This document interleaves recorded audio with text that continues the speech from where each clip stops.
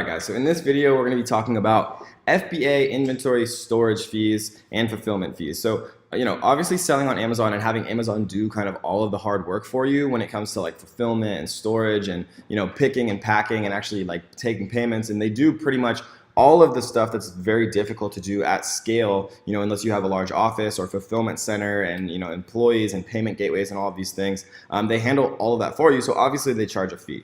And so we're going to be talking about exactly what those fees are right now. And then what we're going to talk about is, how they've changed this year. So we're going to ignore all of this stuff because what they have down here is actually kind of up to date. And so what this is monthly inventory storage fees. So starting April 1st, 2018, monthly inventory storage fees will increase by 0.05 cents per cubic foot for standard and oversized items. This charge will be reflected in May. So basically before April 1st, 2018, it was 64 cents per cubic foot for standard. Now it's 69, 235, now it's 240, right? So these are the ones that are actually important for you guys.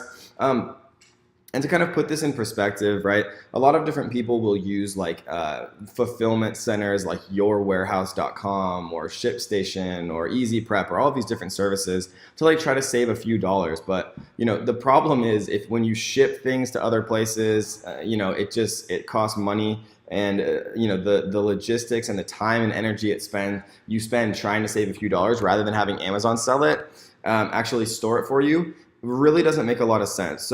But that's an important differential to that statement is what's called long-term storage fees, right? So long-term storage fees basically mean if you have inventory in Amazon's warehouse for longer than 180 days, right? So or 6 months, half the year. So if you have inventory, and this is from the time that it's first checked in, right? So whenever your stuff arrives from China, from where you buy it, if you buy it in the USA, wherever, it doesn't really matter. As soon as Amazon scans that in, right, they'll scan in the carton labels. That is when the time starts, right? When your stuff is actually inside of an Amazon FBA warehouse 180 days later. So what this means, guys, is before 180 days, storage is 69 cents per cubic foot, right? After 180 days, storage is $11.25 per foot, right? So literally like 20 times more expensive to store your stuff inside of Amazon if you have it longer than 6 months. And in the next module, when we talk about how many units to actually buy on your first order to be safe and conservative, we're gonna bear in mind that we never ever want to, for any reason, have a piece of inventory inside of an Amazon FBA warehouse for longer than 180 days. We don't even really wanna have stuff for longer than 3, maybe maximum 4 months. And so we're gonna teach you exactly how to know how many units to actually buy to always avoid this. But, if you ever do have stuff that is approaching that 180-day mark, it's definitely best to ship it to yourself or ship it to, another fulfillment center so you don't actually just get like destroyed by Amazon, for 69 cents versus 11.25 for like 20 times more expensive or whatever it is. And so that is kind of the storage fee example. And then let's take a quick look at the actual fulfillment fees. So Amazon FBA fulfillment fees. And let's take a quick look. All right, cool. So Amazon FBA fulfillment fees obviously range on the size of the product, but they give you kind of some examples here to really like make it more tangible, because it's very difficult to like picture in your head 13.8 by 9 by 0.7.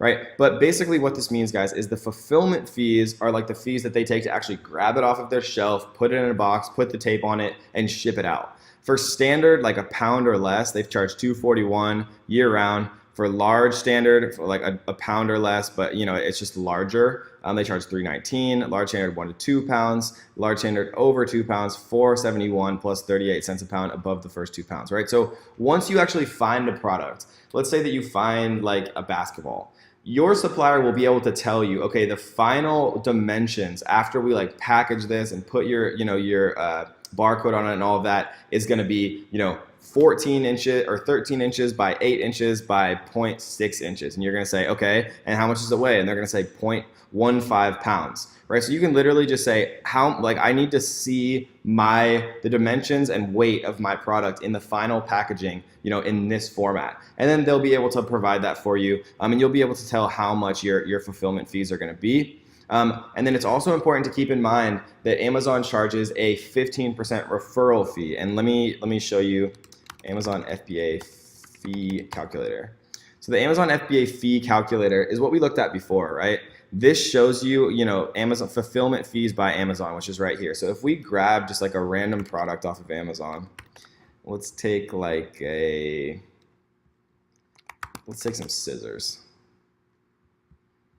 So if we grab this, and then we grab the ASIN, which is right here after the DP, and we plug it in, right? And how much are they selling it for? $9.99. It doesn't really matter, but I mean, we can do $9.99. We'll guess that it costs $1 to ship to Amazon, and we'll guess the cost of the product is like 90 cents, something like that. Then we'll calculate, right? So if we paid $1.90 landed cost, and landed cost, all that means is the shipping price plus the cost per product, right? The shipping price per product plus the cost of the product.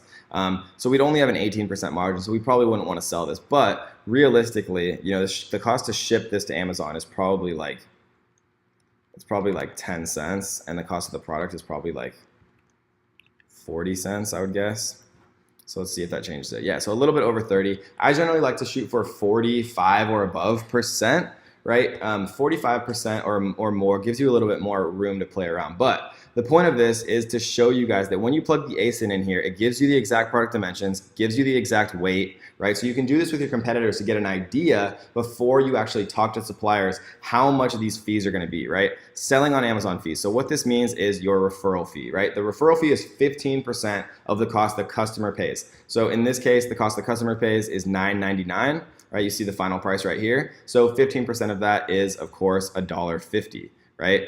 The fulfillment by Amazon fee. So that's what we just looked at. That's the fee to actually have them take it off the shelf, put it in a box, put the tape on, and send it out. Right, so these are going to be more expensive with really cheap items. This could be more expensive with really expensive items because it's just 15% of the cost, unless it's like specialty stuff like watches that are like 10 grand, but like also like really small and cheap. But people say, oh, why are you paying a 15% fee to Amazon? I mean, the reason you're paying that price to Amazon is because you can get so much organic traffic from Amazon. It's ridiculous, right? With Shopify and with other forms of kind of e-commerce and things like that, you have to drive every single person from the world and the internet and out there in like the chaotic space. You have to drive them all to your site using paid traffic, using paid clicks. The beauty about Amazon is that there's millions of people browsing Amazon all the time. So if you know what you're doing and you make your title and your photos and your backend keywords and your PPC campaigns all correctly, and you do product research correctly, you're going to get a bunch of people who buy your product completely for free. You don't spend $1 to get that person to buy your product just because you're selling it on Amazon, and Amazon has such a huge user base that's so incredibly passionate. So that is long-term storage fees, that is FBA fulfillment fees, and that is how you actually calculate that using the Amazon FBA fee calculator. You can get it all right here. You can plug in all the prices, view all of this information here. You can know exactly what your fees are going to be, because realistically, like, you don't have to actually like come over here and be like calculating things, right? Literally just go into Amazon. Let's say that you're selling let's say you're selling a bottle. I would literally just come in here, type bottle, and then I would choose like, okay, my bottle is going to be kind of like similar to this. I'm going to sell like a 2-pack, right? I'd grab this ASIN, come into Amazon FBA fee calculator, and I would literally just put it in here, press search, and then I'd fill in $23.99.